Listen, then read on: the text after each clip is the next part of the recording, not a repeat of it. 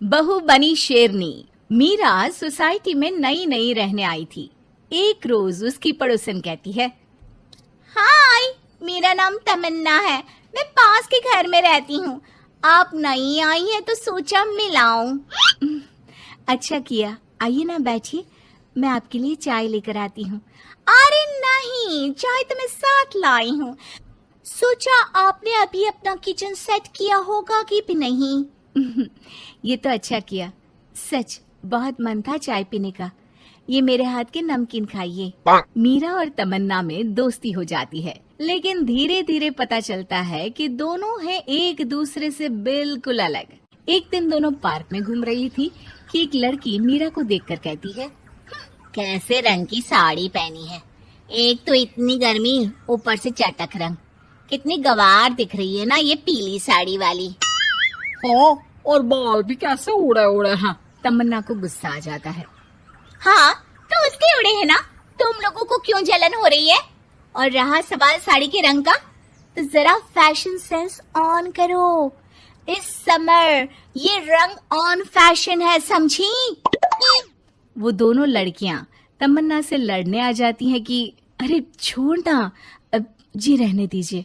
हाँ, सही कह रही हैं, खराबी तो है मेरे बाल और साड़ी, आप प्लीज जाइए यहाँ से। अरे क्यों इतना स्वीट बनती है तू सबसे?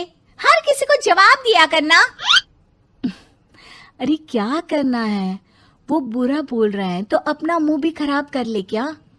ऐसा नहीं होता है, किसी की बुरी बात सुनने का मतलब है कि वो लोग सही बोल रहे थे।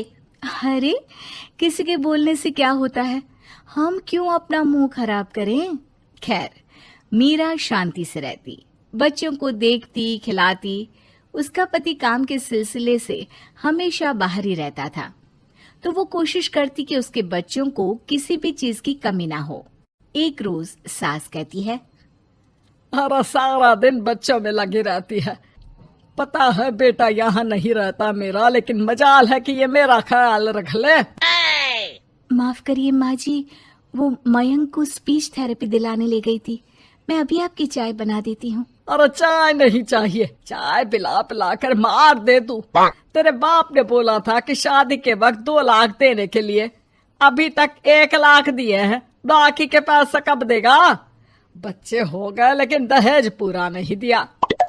माँ जी, वो पैसे उन्होंने मयंक के पापा को बिजनेस लगाने में जो मदद की थी ना, उसमें दे दिए थे।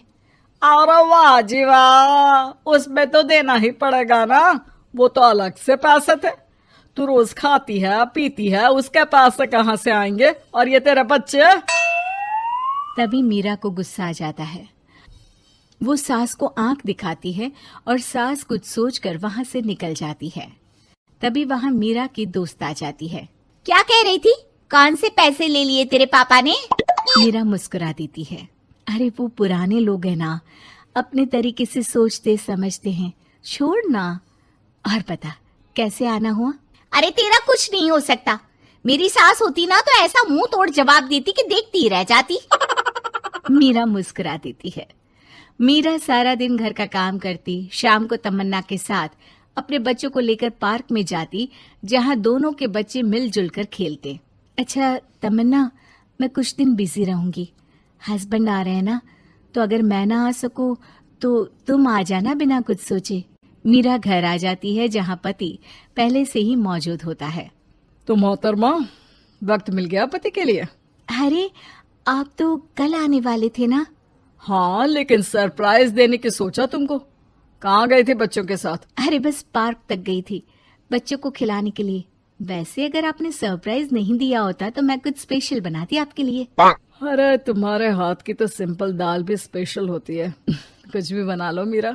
मीरा का पति उससे बहुत प्यार करता था, वो उसे समझता था, लेकिन कभी कभी उस पर गुस्सा भी हो जाता था। अरे घर पर कोई है? कहाँ है मीरा? तभी तमन्ना के कान में मीरा के पति की आवाज आती है। यार बच्चे बच्चे, हमेशा तुम्हारा ध्यान बच्चों पर रहता है। चलो ठीक भी है, लेकिन मेरा भी तो सोचो। तुम्हें कौन सी शर्ट साफ करने को कहा था और तुमने कौन सी कर दी? यार पता नहीं ध्यान कहाँ रहता है तुम्हारा। जरा सी भी स्मार्टनेस नाम की चीज नहीं है, न बोलना आता है न समझना। मुझे आपने सफेद शर्ट साफ करने को कहा था, ये सफेद ही तो है। अरे पागल औरत, मुंह से सफेद निकल गया होगा, ये नीली करनी थी। लेकिन तुम खुद की अकल लगाओ तब ना पता चले कि कौन सी करनी है।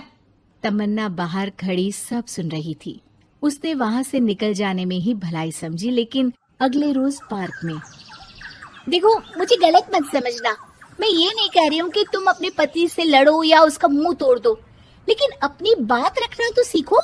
जमाना ऐसा नहीं है कि कोई किसी को कुछ भी सुना दे और अगला चुप रहे। चुप रहना ठीक है, लेकिन एक लेवल तक। मैं समझ रही हूँ तमन्ना, लेकिन मेरा नेचर कभी रहा ही नहीं। हाँ, मुझे भी गुस्सा आ जाता है, लगता है गलती कहाँ है, पर समझ में ही नहीं आता कि बोलूं क्या। खैर, बात आई गई हो जाती है। एक दिन मीरा के घर में बैठ तमन्ना और मीरा चाय पी रहे होते हैं कि वहां मीरा का बेटा रोते हुए आता है। मीरा घबरा जाती है।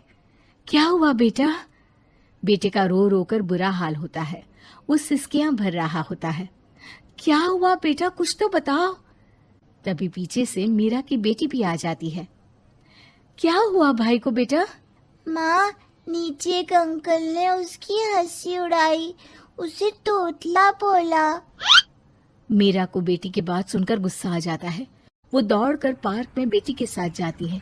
तमन्ना भी मीरा के पीछे जाती है। कौन थे अंकल? हाँ, वो लाल शर्ट वाले। क्या आपने मेरे बेटे को तोतला बोला? हाँ, क्योंकि वो तोतला रहा था। तोतला कहीं का। मीरा गुस्से से लाल हो जाती है और जोर जोर से चिल्लाने लगती है। मजाक समझा है क्या? किसी बच्चे के तोतलेपन को दूर करने के लिए माँ कितनी मेहनत करती है। मैं रोज उसे सबके सामने बोलने के लिए प्रेरित करती हूँ। बड़ी मुश्किल से मेरे बेटे ने बोलना सीखा है, उसे भी चुप करा दिया आपने। क्यों? मुझे माफ कर दीजिए। आपका बच्चा होता तो क्या उसका भी आप ऐसे ही मजाक उड़ाते?